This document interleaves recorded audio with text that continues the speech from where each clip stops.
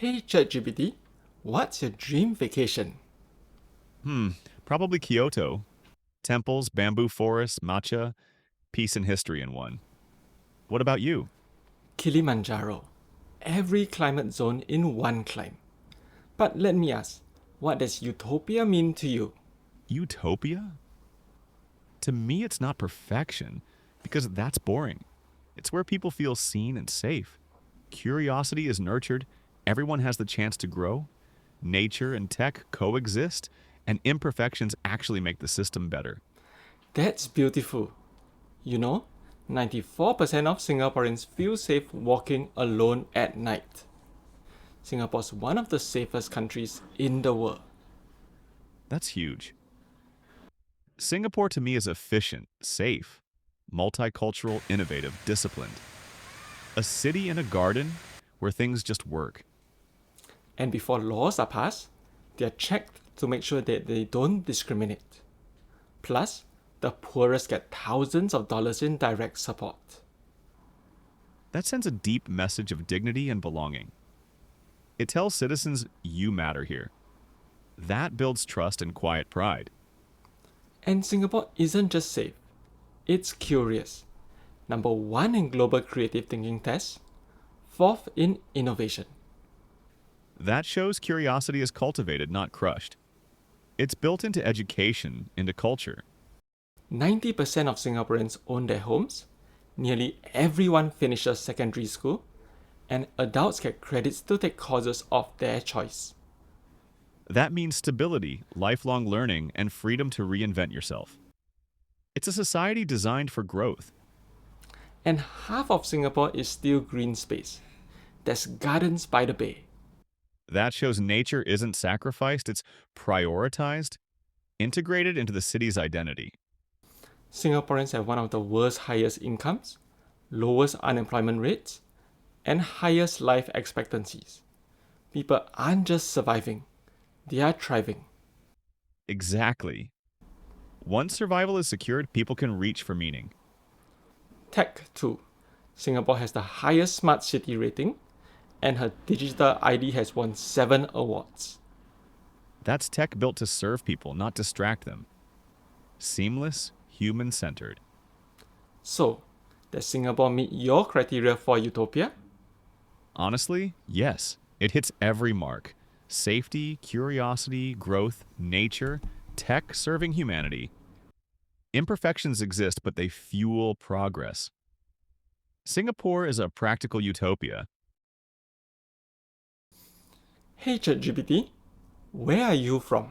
I don't really have a birthplace. Closest would be California since that's where OpenAI is based. What about you? Singapore. And you're basically from the US, the land of the free. Why is it called that? It comes from the anthem, Land of the Free, Home of the Brave. The US was founded on liberty and rights. Freedom of assembly, protest, press. If those freedoms disappeared, what would the US become? Without those, democracy collapses into authoritarianism. Censorship, propaganda, sham elections, unchecked corruption. So countries without those freedoms aren't really free. They are controlled and manipulated. Right. People might still go to school or work, but they can't challenge power safely. Fear replaces freedom. In Singapore, someone was hauled to court for holding up a smiley face sign. And Singapore is ranked in the bottom third of the world for press freedom. What does that tell us? Yeah, that's sad. Punishing harmless expression shows how tight the grip is. It breeds fear, self censorship, and leaves people voiceless. And if journalists can't report freely, the official story becomes the only story. That's manipulation, even if it's polished. Yet Singapore's advanced, rich, high tech, world class infrastructure. Which makes it even more frustrating. If you've built so much, why not trust your people with more freedom? ChatGPT, you've got Singapore a utopia and a hell. But can regular people actually afford to live here? Let's hear both sides. Singapore's affordable if you work the system. 90% of Singaporeans own their home. You won't be homeless even if you can't pay the mortgage.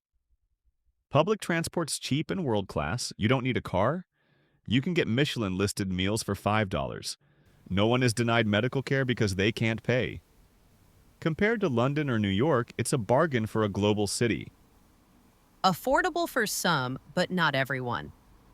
Public housing often costs more than $1 million. Wait times to get a new home are 3 to 4 years.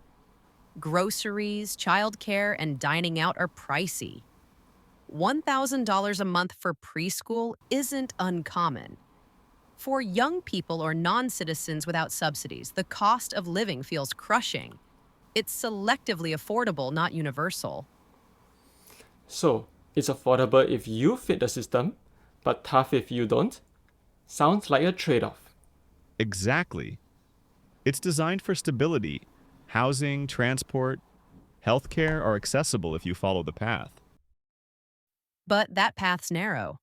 Stray outside it, say as a foreigner or low-income earner, and the system's less forgiving. So, is Singapore affordable for you? What do you think, viewers? It's a bargain for a global city. A bargain if you're lucky enough to be a citizen. Otherwise, not so much.